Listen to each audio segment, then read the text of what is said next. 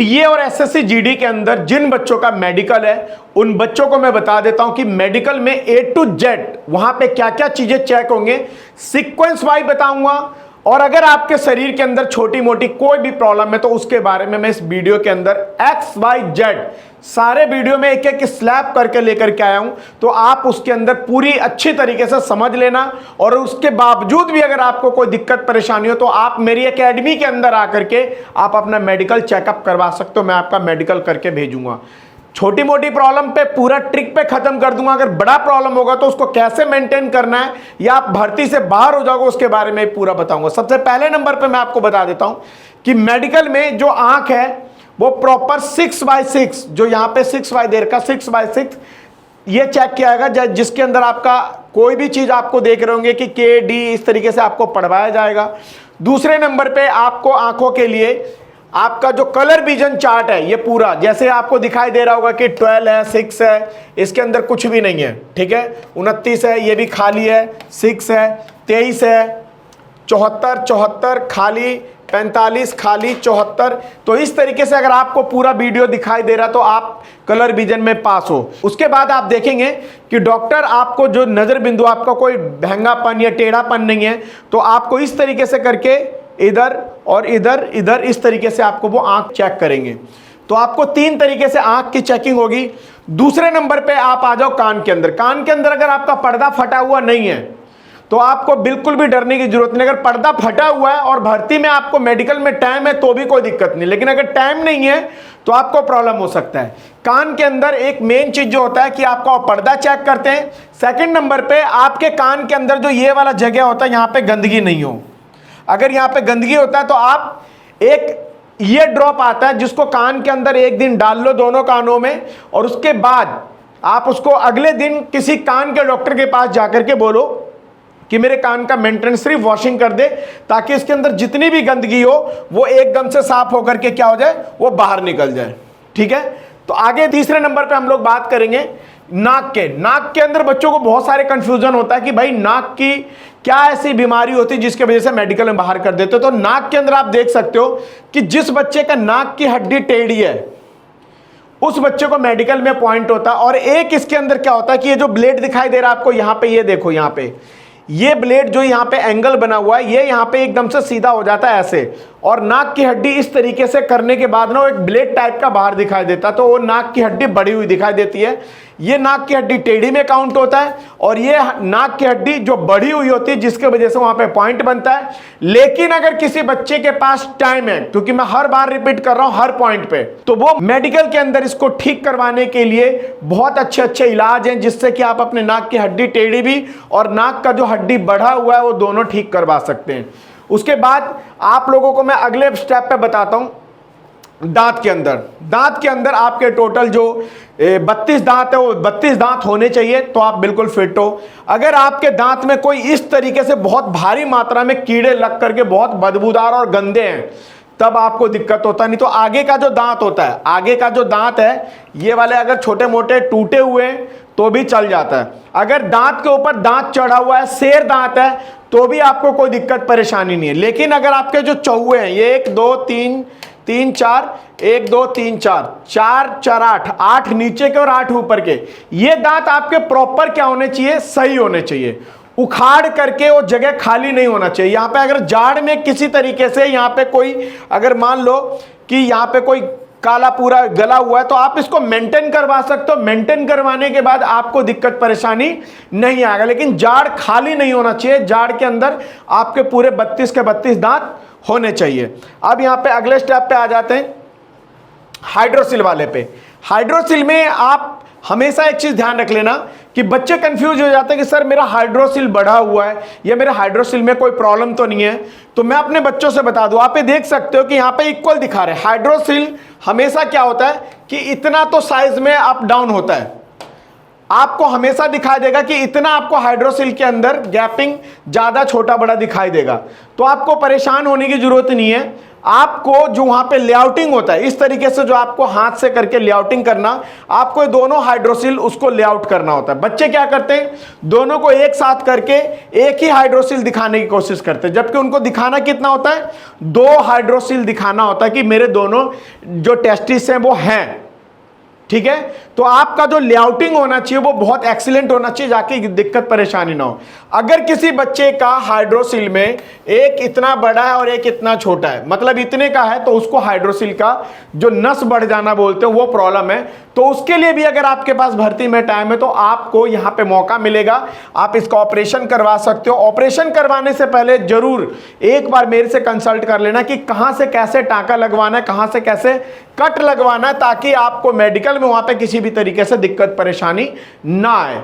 ठीक है, YouTube पे बहुत सारे लोग वीडियो टेस्टिस के बना रहे हैं, हाइड्रोसिल के बना रहे हैं, पाइल्स के बना रहे हैं, लेकिन वहां पे वो सारी चीजें नहीं बता रहे कि अगर इलाज करवाना है तो किस जगह पे किस तरीके से ऑपरेशन करवाएं ताकि टांके का पॉइंट ना बने।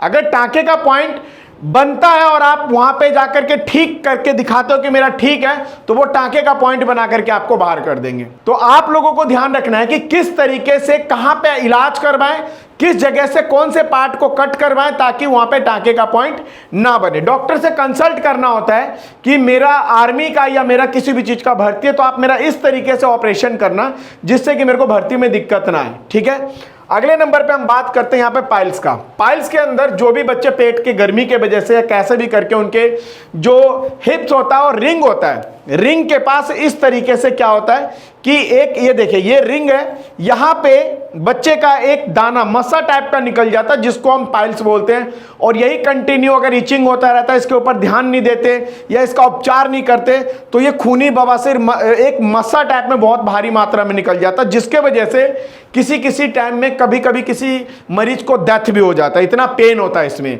तो इसका इलाज बहुत आसानी से 15 दिन से लेकर के 20 दिन के अंदर ये कंप्लीट पूरा ठीक हो जाता है। लेकिन अगर इसके बाद अगर आपका फिजिकल है तब आपको बहुत दिक्कत होगा। अगर फिजिकल क्लियर हो रखा है, रिटर्न क्लियर हो रखा है और मेडिकल है और 15-20 दिन बचा हुआ, तो आपका आराम से पाइल्स का ऑपरेशन हो करके और आपको ठीक करके फिट किया जा सकता है।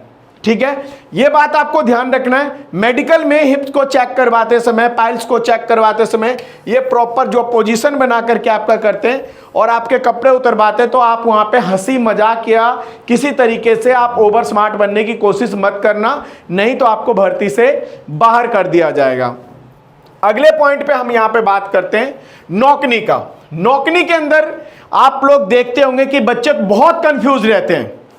थोड़ा सा अगर उस बच्चे का घुटना टच हो रहा है या कपड़ा भी टच हो जाता है तो बच्चा सोचता है मेरे को नौकनी का प्रॉब्लम, माइंड डिस्टर्ब करके वहां पे जाता है और भीड़ ज्यादा होने की वजह से वो पॉइंट ही लेकर के आ जाता है।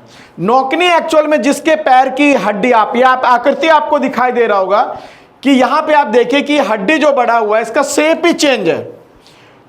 ये देखिए, अगर इस तरीके का किसी बच्चे का पैर का शेप है तो वो नौकनी का प्रॉब्लम है। अगर बच्चे का इस तरीके का है तो वो नौकनी नहीं आता है, और इसके बाद अगर इसके किसी कारण वजह से अगर इसका मांस आपस में टच हो रहा है तो उसको ठीक किया जा सकता है, लेकिन वो नौकनी का प्रॉब्लम नहीं है। उसको किसी भी तरीके से एक्सरसाइज करवाएं, डाइट करवाएं, उसके बॉडी पे जो एक्स्ट्रा चर्बी है उसको खत्म करें और उसको फिट कर दें।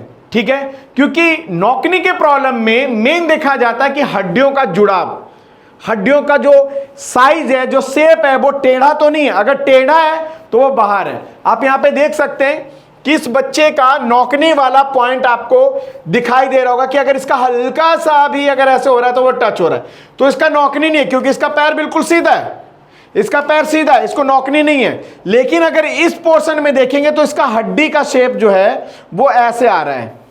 ये देखिए, इतना आ रहा है, और इतने में फिर इसका क्या होगा, ये घुटने का जो अपना कटोरी होता है ये होता है, और इसके बाद ये बच्चा आपको नौकनी के शिकायत में पकड़ा जाएगा और भर्ती से इसको बाहर कर दिया जाएगा। तो आपको इसको ध्यान रख लेना। बहुत सारे लोग बोलते हैं एक्सरसाइज है, वो एक कम एज में होता है। बच्चा अगर छोटा है 5 साल, 6 साल, 7 साल, 8 साल, 9 साल, तो तो उसके पैर को मालिश करके या थोड़ा बहुत उसके अंदर जो एंगल लगा करके काफी दिनों, जैसे दांत बाहर निकला रहता है तो उसको एक सिस्टम लगा करके अंदर कर ले, तो उसी तरीके से कम एज वाले बच्चे को पैर की नौकनी को भी सीधा किया जा सकता है, ठीक किया। लेकिन अगर जिसका एज 21 साल 22 साल 23 साल, उसकी हड्डी बहुत मजबूत हो जाती है, दूसरे शेप में चला जाता है, तो बहुत कम चांसेस होता है। आगे हम लोग बात करते हैं यहां पे फ्लैट फुट का। जिस बच्चे को फ्लैट फुट है, आप अपने घर पे ही चेक कर सकते हो। अगर आप पानी में अपना पैर लगा के फर्श पे अगर इस तरीके से अगर आपका निशान बनता है तो आपको फ्लैट फुट नहीं है, आप पास हो। और अगर जिसका इस तरीके से बनता है, पैर नीचे से पूरा देखो सपाट है, यहां पे क्या दिखाई दे रहा है आपको? गैप दिखाई दे रहा है, यहां पे आपको गैप नहीं दिखाई दे रहा। तो जिसका गैप दिखाई दे रहा है या जिसका पानी का शेप इस तरीके से आ रहा है, तो वो बच्चा फिट है।